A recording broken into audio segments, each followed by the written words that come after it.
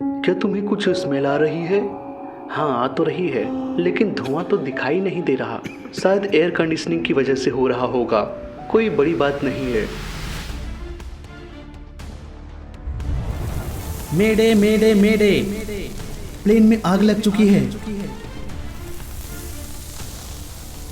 रात के अंधेरे में MD-11 का विमान बाहर से तो बिल्कुल ठीक दिखाई दे रहा था, पर अंदर से आग की लपटें धधकने लग रही थी।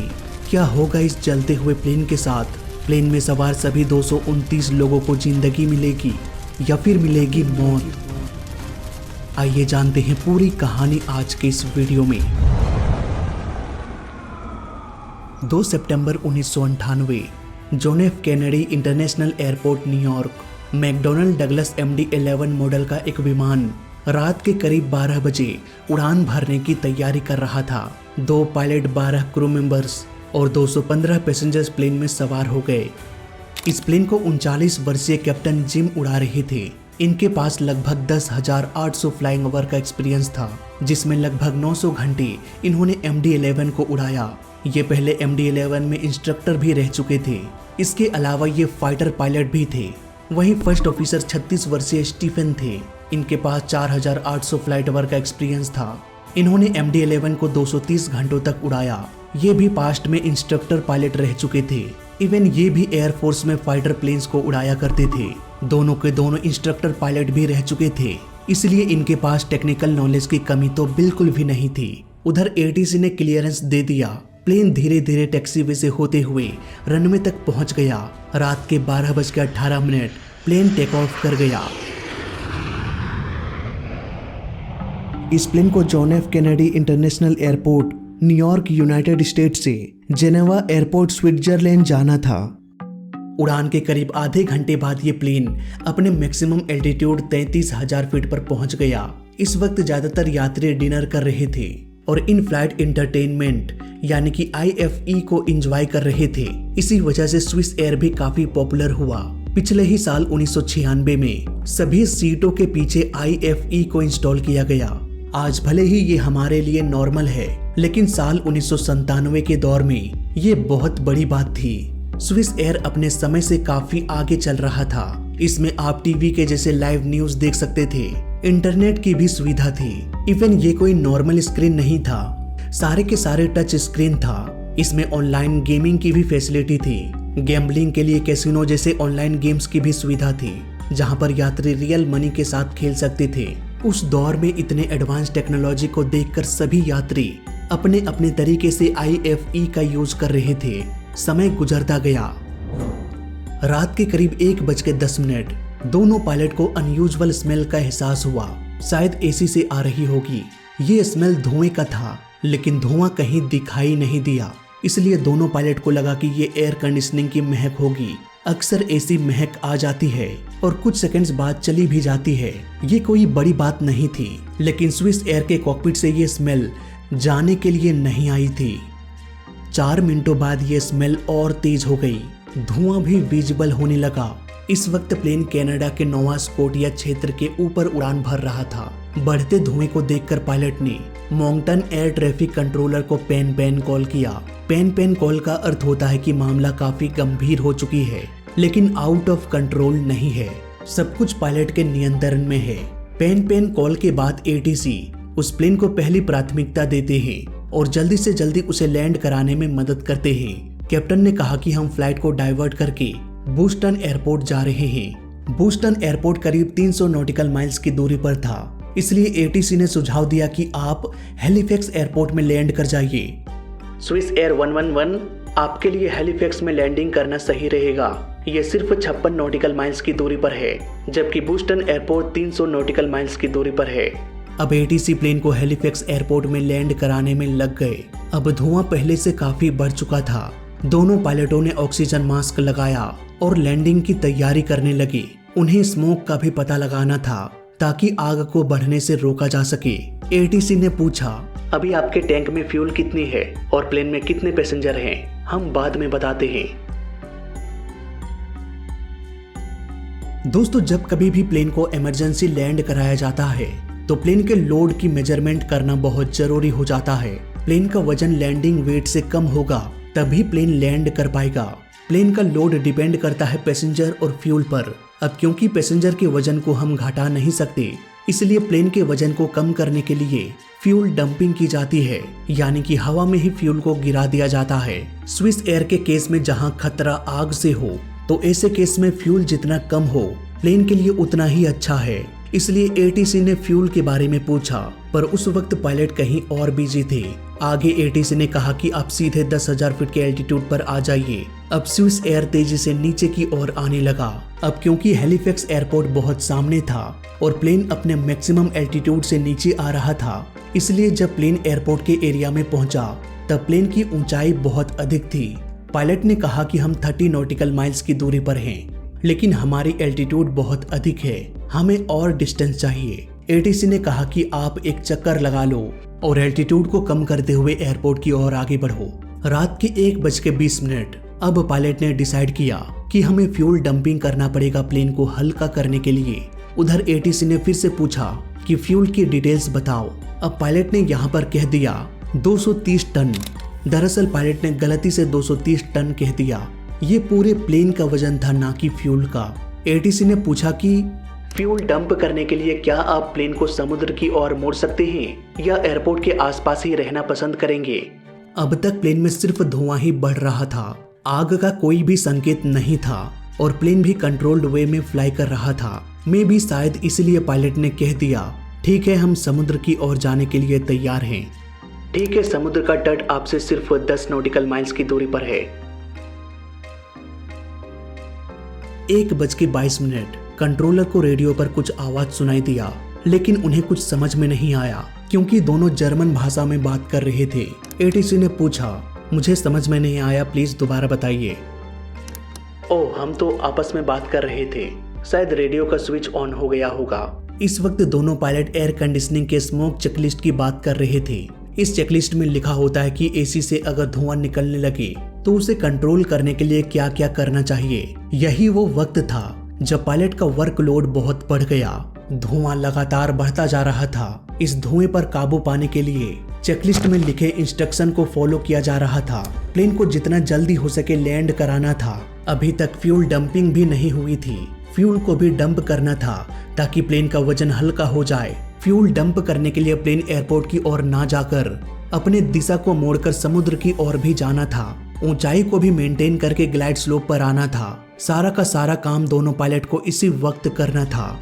अब धीरे धीरे पायलट एल्टीट्यूड को कम करते हुए समुद्र की ओर जाने लगे। पायलट ने कहा कि हम 10,000 फीट के एल्टीट्यूड पर आ चुके हैं। ठीक है, आप एयरपोर्ट से 30-40 नॉटिकल माइल्स पर ही बने रहे ताकि तुरंत लैंडिंग हो सके। पायलट ने पूछा, ठीक है, बताइए हम फ्यूल डंपिंग कब करें? फ्यूल डंपिंग की बात चल ही रही थी कि तभी प्लेन में ऑटो पायलट अचानक से डिस्कनेक्ट हो गया, लेकिन क्यों और कैसे पता नहीं। पायलट ने एटीसी को बताया कि हम ऑटो पायलट खो चुके हैं, हम प्लेन को मैनुअली उड़ा रहे हैं। धीरे धीरे और भी इलेक्ट्रॉनिक सिस्टम बंद होने लगा। हमें 9,000 से 10,000 फीट के एल्टीट्यूड में उड़ान भरने का परमिशन चाहिए। आप 5,000 फीट से 12,000 फीट के एल्टीट्यूड पर कहीं भी उड़ान भर सकते हैं। 1:24:42। दोनों पायलट ने एक साथ चिल्लाते हुए कहा, मेडे मेडे मेडे मेडे मेडे मेडे। सिचुएशन बहुत गंभीर हो चुकी है। हम इसी वक्त फ्यूल डंपिंग कर रहे हैं। हमें तुरंत लैंड करना पड़ेगा। ओह माय गॉड, हमारे पास तो फ्यूल डंपिंग करने का भी समय नहीं बचा। पता नहीं अब हमारा क्या होगा, हम लैंड भी कर पाएंगे या नहीं, कुछ समझ में नहीं आ रहा। 20 सेकेंड्स बाद एक आवाज सुनाई दिया, आवाज चीखने की, आवाज मौत को गले लगाने की। एटीसी ने कहा कि फ्यूल डंप कर दो, पर कॉकपिट से कोई भी जवाब नहीं आया। स्विस एयर 111, आपको मेरी आवाज आ रही है? रेडियो पर सन्नाटा छा गया। आग ने कॉकपिट के रेडियो सिस्टम को ही जला दिया और कम्युनिकेशन रुक गई। दोनों पायलट आग में जिंदा जल रहे थे। अब तक आग केबिन में भी पहुंच गई। बाहर से देखने पर सब कुछ नॉर्मल लग रहा था, पर कॉकपिट के अंदर मौत की अलग ही कहानी चल रही थी। यात्रियों के पास भागने का, आग से बचने की कोई भी जगह नहीं थी। उनके पास बस एक ही रास्ता था, लाचार होकर मौत को गले लगा लेना। रेडियो से संपर्क टूटने के बाद भी ये प्लेन करीब 5 मिनटों तक उड़ता रहा। रात के करीब 1:30 में सेंट मार्गरेट में कुछ लोगों ने एक विमान को बहुत कम ऊंचाई में उड़ते हुए देखा। इंजन से तेज आवाज निकल रही थी। 1:31 तेज धमाके की आवाज सुनाई दिया।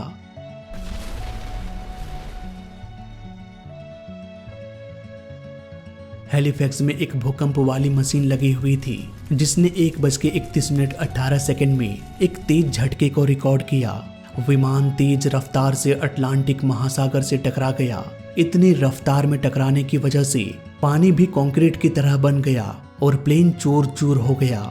इस हादसे के साथ प्लेन में सवार सभी 229 लोगों का अधूरा सफर अब जिंदगी का अधूरा सफर बन गया। सभी की मौत हो गई। क्रैश के बाद ज्यादातर प्लेन का मलबा पानी में डूब गया, लेकिन कुछ मलबा जो पानी में तैर सकता था वो कुछ दिनों में समुद्र के तट पर आ गया। क्रैश वाले इलाके को कम्प्लीटली बंद कर दिया गया। इसके बाद एक जटिल और लंबा ऑपरेशन चलाया गया समुद्र से प्लेन के मलबे को बाहर निकालने के लिए। ये ऑपरेशन ऑलमोस्ट 15 महीनों तक चली। समुद्र के अंदर से प्लेन के मलबे का पता लगाने के लिए एक ऐसे सबमरीन को भेजा गया जो ब्लैक बॉक्स से निकल रहे लोकेटर बीकन सिग्नल को ट्रैक कर सके। दरअसल ब्लैक बॉक्स को कुछ इस तरह से डिजाइन किया जाता है कि क्रैश के बाद वो पानी के अंदर से ही एक सिग्नल भेजना शुरू कर दे। इस सिग्नल को ट्रैक करके आसानी से क्रैश के मलबे तक पहुंचा जा सकता है, लेकिन इसकी भी एक रेंज होती है। अगर सबमरीन इसके रेंज के आसपास जाएगा तो वो सबमरीन ब्लैक बॉक्स के सिग्नल को डिटेक्ट कर लेगा। कुछ इस तरह से MD-11 के मलबे को खोजा गया। 6 सितंबर और 11 सितंबर 1998 दोनों ब्लैक बॉक्स मिल गया। ये हादसा समुद्र तट से बहुत दूरी पर नहीं हुआ था, इसलिए प्लेन का मलबा लगभग 180 फीट नीचे मिला। प्लेन का सर्च ऑपरेशन लगभग 15 महीनों तक चला। 15 महीने बाद 15 दिसंबर 1999 को सर्च ऑपरेशन बंद कर दिया गया। अब तक ऑलमोस्ट 98% प्लेन का मलबा समुद्र से निकाला जा चुका था। जांचकर्ताओं ने इस रिकवरी में 20 लाख से भी अधिक छोटे और बड़े टुकड़ों को समुद्र से बाहर निकाला। अब वक्त था एक बार फिर से इन टुकड़ों को आकार देने की, रिकंस्ट्रक्शन करने की, जो बहुत सारे सवालों का जवाब देने वाला था। आखिर गलती कहाँ हुई? आग कैसे लगी? क्यों पायलट समय रहते आग पर काबू नहीं पा सके? इन्वेस्टिगेटर्स ने MD-11 के डिजाइन को बारीकी से स्टडी किया और यहाँ पर उन्हें एक बहुत बड़ी खामी नजर आई। एक प्लेन में कॉकपिट और केबिन दोनों को अलग रखना बहुत जरूरी होता है। मान लो प्लेन के केबिन में आग लग जाए तो वो आग कॉकपिट तक नहीं पहुंचनी चाहिए। भले ही ये सुनने में अच्छा ना लगे, पर एक पैसेंजर की जान से ज्यादा इम्पोर्टेंट पायलट की जान होती है। 2 पैसेंजर मिलकर पूरे प्लेन को संभाल नहीं सकते, लेकिन 2 पायलट अगर सही सलामत रह जाए तो वो पूरे प्लेन को संभाल सकते हैं। इसलिए पायलट की जान बचाने के लिए पैसेंजर की जान की कुर्बानी देनी पड़े तो कहीं न कहीं ये सही है। इसलिए पैसेंजर और कॉकपिट के बीच एक मजबूत दरवाजा होता है जो दोनों को अलग रखता है। लेकिन प्लेन के इंटीरियर को अगर हम हटा दें तो प्लेन के छत में काफी जगह होती है जो सीधे कॉकपिट तक जा सकती है। MD-11 के राइट साइड तो मजबूत दीवार थी, लेकिन डोर के ऊपर यानी छत के पास खाली हिस्सों में नायलॉन के कपड़ों से सील कर दिया गया था। इस कपड़े में बहुत सारे छेद भी किया गया था, क्योंकि इन्हीं कपड़ों के बीच से होकर MD-11 के मैन्युफैक्चरर्स ने कई सारे केबल्स को पास किया था। रूल के अनुसार कपड़ों का स्मोक बैरियर कार्गो प्लेन्स में किया जाना चाहिए, लेकिन पैसेंजर प्लेन में क्या करना है, मेटल बैरियर लगाना है या कपड़ों का, इस पर कोई नियम नहीं था। नतीजा हर कंपनी अपने अनुसार कुछ भी इस्तेमाल कर लेती थी। ये MD-11 मॉडल का प्लेन है। इसमें बहुत सारे छेद किया गया ताकि बिजली के तारों को यहाँ से गुजारा जा सके। लेकिन दिक्कत वाली बात यहाँ पर ये थी कि इन तारों के पाइप्स को सील नहीं किया गया था। प्लेन के छत के सॉफ्ट मटेरियल में आग ना लगे, इसके लिए पतले मेटलाइज्ड पॉलीइथीन इंसुलेशन लगा दिया गया और यही MPET आगे चल के हादसे की वजह बनी। कॉकपिट के ऊपरी हिस्से में वायर्स का मैनेजमेंट बहुत ही कॉम्प्लिकेटेड होता है। यहीं से main power supply, smoke barrier, avionics cable, AC cable जैसे कई वायर्स गुजरती है और यहीं पर इन केबल्स को ठीक से मैनेज नहीं किया गया। कहीं साउंड सस्पेंशन मप से लपेट दिया गया तो कहीं पर हुक से बांधकर लटका दिया गया। कई सारी ऐसी जगहें थी जहां डक्ट टेप से चिपका दिया गया। इन्वेस्टिगेटर्स ने पाया कि कॉकपिट के ऊपरी हिस्से में ऐसे मटेरियल्स का भी यूज किया गया जो हाईली फ्लेमेबल था, जबकि ऑन पेपर ये बताया गया कि इन सब चीजों में तो आग लगेगी नहीं क्योंकि ये फायर प्रूफ है। उधर कनाडा के नोवा स्कोटिया में 350 लोगों से भी अधिक प्लेन के मलबे की पहचान करके हैंगर में लटका रहे थे।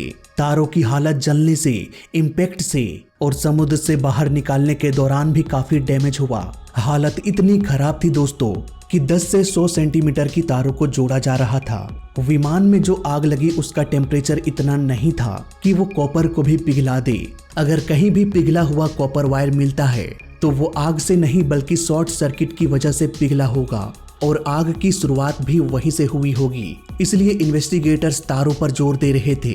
उन्होंने उन सभी तारों को जमा किया जिसमें कि हीट का निशान था, लेकिन ये प्रोसेस काफी लंबा चलने वाला था क्योंकि विमान में इस्तेमाल हुए तारों की लंबाई लगभग 250 किलोमीटर थी। 250 किलोमीटर का तार 10 से 100 सेंटीमीटर के टुकड़ों में टूटा हुआ था। आप खुद ही अंदाजा लगा सकते हैं कि यह कितना जटिल प्रोसेस रहा होगा।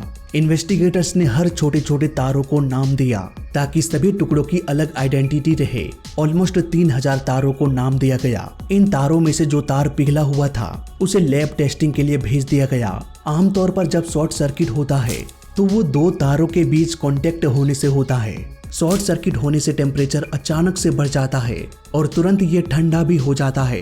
ठंडा होने के बाद एक गांठ बन जाती है। इन्वेस्टिगेटर्स को 21 तार ऐसे मिले जो पिघला हुआ था, यानी कि शॉर्ट सर्किट हुआ था। 17 तार सिंगल था और 4 केबल ऐसे मिले जिसमें 3 तार आपस में लिपटे हुए थे। इन तारों को इंसुलेट करने के लिए ATFE नाम के एक प्लास्टिक का इस्तेमाल किया गया। इस प्लास्टिक की खासियत ये थी कि ये गर्मी से पिघलता नहीं था, लेकिन इसका सबसे बड़ा डिसएडवांटेज ये था कि गर्मी अगर जरूरत से अधिक हो जाए तो ये अपनी केमिकल प्रॉपर्टी चेंज कर देती थी और ये एक इंसुलेटर से कंडक्टर बन जाता था। ऐसा होने से वो प्लास्टिक जिसे करंट को फैलने से रोकने के लिए लगाया गया था, वही प्लास्टिक करंट को फैलाना शुरू कर दिया। इसका सिंपल एग्जाम्पल हम अपने डेली लाइफ में भी देख सकते हैं। अगर एक सूखे डंडे से एक नेकेड वायर को टच करे तो हमें करंट नहीं लगेगा क्योंकि वो डंडा एक इंसुलेटर है, लेकिन अगर उस डंडे को पानी से भिगो दिया जाए तो हमें जोर का झटका लग सकता है क्योंकि भीगने के बाद वो इंसुलेटर से कंडक्टर बन चुका है और ये इलेक्ट्रिसिटी सप्लाई कर सकता है। ठीक उसी तरह ATFE प्लास्टिक नॉर्मल टेम्परेचर में सही से इंसुलेटर का काम कर रहा था, लेकिन 500 डिग्री सेल्सियस के बाद ये चेंज हो जाता है और एक कंडक्टर बनके इलेक्ट्रिसिटी सप्लाई करने लगता है। जरा सोचिए दोस्तों, अगर दो तारों को इस प्लास्टिक से सेपरेट किया जाए तो यही तार हीट के बाद दोनों में शॉर्ट सर्किट करने में हेल्प करेगा और जैसे जैसे शॉर्ट सर्किट होता जाएगा और भी ATFE प्लास्टिक अपनी फिजिकल प्रॉपर्टी चेंज करके दूसरे तारों को भी शॉर्ट सर्किट करना शुरू कर देगा। एक प्लास्टिक दूसरे को, दूसरा तीसरे को, तीसरा चौथे को, और इस तरह से शुरू हो जाएगा एक चेन रिएक्शन।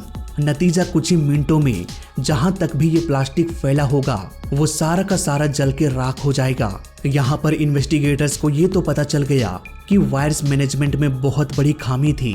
आग शॉर्ट सर्किट की वजह से लगी और ये आग कॉकपिट के ठीक ऊपरी हिस्से में लगी। लेकिन इस शॉर्ट सर्किट की शुरुआत कहां से हुई इसका पता भी आसानी से चल गया। तारों को फिट करने के लिए हुक्स का इस्तेमाल किया जाता था और अभी भी कुछ तारों में वो हुक लगा हुआ था, जिससे ये अंदाजा लग गया कि वो तार कहां पर लगा हुआ था। इस तरह से तारों की एक्यूरेट मैपिंग संभव हो पाया। इस मैपिंग के बाद ये रिवील हुआ कि इस आग की शुरुआत कॉकपिट के ओवरहेड पैनल से हुई और अंदर ही अंदर ये आग फैलने लगी। न सिर्फ कॉकपिट बल्कि आग केबिन में भी फैल गई। केबिन में इंटरटेनमेंट सिस्टम की वायर्स कॉकपिट के दूसरे तारों के बीच से होकर गुजरती थी और इसी वायर में पहला शॉर्ट सर्किट हुआ। इसके बाद एक चेन रिएक्शन शुरू हो गया। बात करें केबिन की तो केबिन के हर सीट के पीछे इन फ्लाइट इंटरटेनमेंट सिस्टम लगा हुआ था और इन सबको पावर मिल रहा था कॉकपिट के पीछे के इलेक्ट्रिक पैनल से। 200 से भी अधिक इन फ्लाइट इंटरटेनमेंट सिस्टम का यूज किया जा रहा था, वो भी एक ही समय में, जिससे इलेक्ट्रिसिटी की खपत बहुत अधिक हो रही थी। न सिर्फ इन फ्लाइट इंटरटेनमेंट सिस्टम बल्कि केबिन के ओवरहेड पैनल में जिन लाइट्स का यूज किया गया था वो भी बहुत अधिक मात्रा में इलेक्ट्रिसिटी खपत कर रहा था।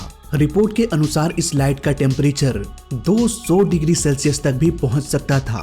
इतने टेम्परेचर में तो हम आराम से खाना भी बना सकते हैं। केबिन के छत के ऊपर भी काफी धूल मिट्टी लगी हुई थी। टेस्ट से ये पता चला कि इसमें छोटे छोटे कपड़ों के धागे भी मौजूद थे जिसमें आसानी से आग लग सकती थी। इन्हीं धूल ने आग को केबिन में भी पहुंचा दिया। लाइट की वजह से प्लेन के केबिन का ऊपरी हिस्सा ऑलरेडी बहुत गर्म था, जिसकी वजह से आग तेजी से फैल गई और उन धूल ने आग को फैलने में बहुत मदद किया। अब क्योंकि कॉकपिट में ऐसा कोई भी पावर स्विच नहीं था जिससे कि इन फ्लाइट इंटरटेनमेंट सिस्टम या ओवरहेड लाइट के पावर को कट ऑफ किया जा सके, नतीजा आग ऊपर ऊपर फैलती रही और किसी भी यात्री को आग नजर नहीं आ रहा था। इतना सब कुछ जानने के बाद आइए इस केस को एक सीक्वेंस में समझते हैं।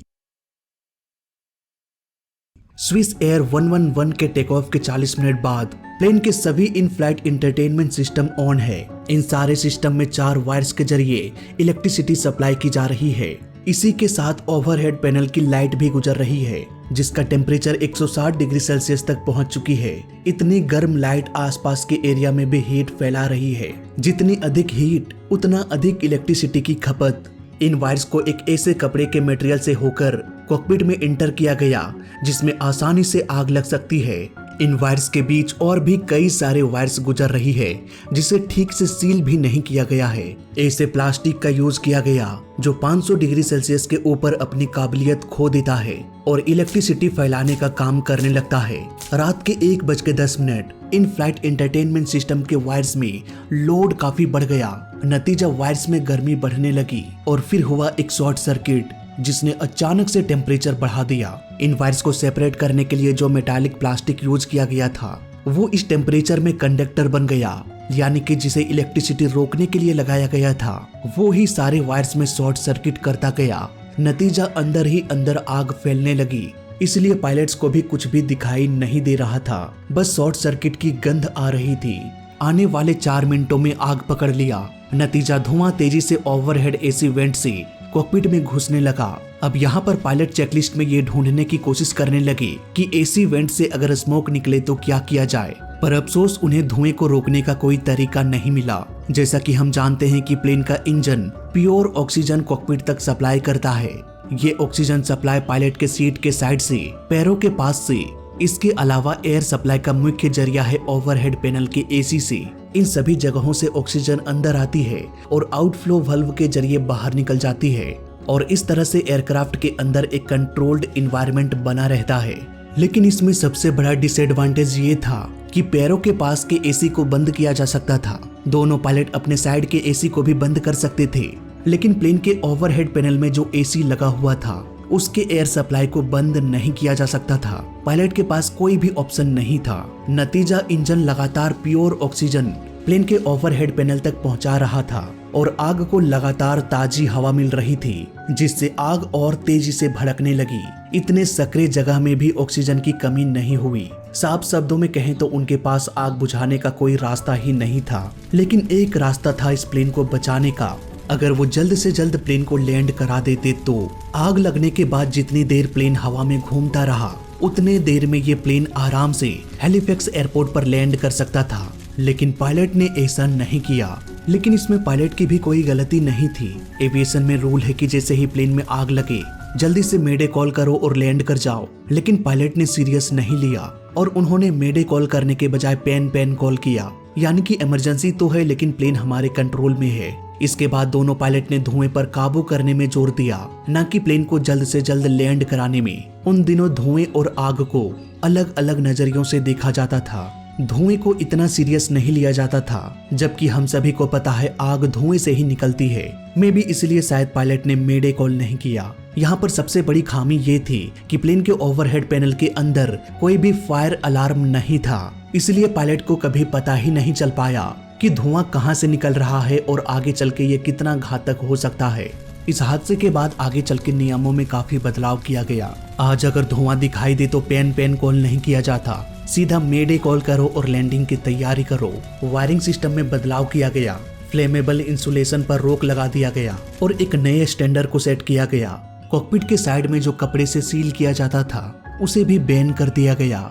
इन फ्लाइट इंटरटेनमेंट सिस्टम के वायरिंग्स को नए सिरे से डिजाइन किया गया, जिसमें पायलट और केबिन क्रू के पास ऑप्शन हो कि वो इन सब का पावर कट कर सके। कई ऐसे हिडन एरिया में जहां पायलट देख नहीं सकते, वहां मैन्युफैक्चरर्स अब कैमरा फिट करने लगे। इस प्लेन को भले ही मैकडोनाल्ड डगलस ने बनाया था, लेकिन इसमें पूरी गलती बोइंग की थी, क्योंकि 1 साल पहले मैकडोनाल्ड डगलस को बोइंग ने खरीद लिया था और आगे जो भी मॉडिफिकेशन हुआ उसका रिस्पॉन्सिबिलिटी सिर्फ और सिर्फ बोइंग के पास थी। तो इस तरह से एक छोटे से शॉर्ट सर्किट ने इतने बड़े प्लेन को जलाकर राख कर दिया। ये कहानी थी स्विस एयर 111 की। वीडियो अच्छा लगा तो लाइक कर देना, बुरा लगा तो डिसलाइक कर देना और दोनों ही केस में इस चैनल को सब्सक्राइब कर देना, क्योंकि इस चैनल में सीखने के लिए बहुत कुछ है। तो मैं मिलता हूँ आपसे अगली वीडियो में। जय हिंद, वंदे मातरम।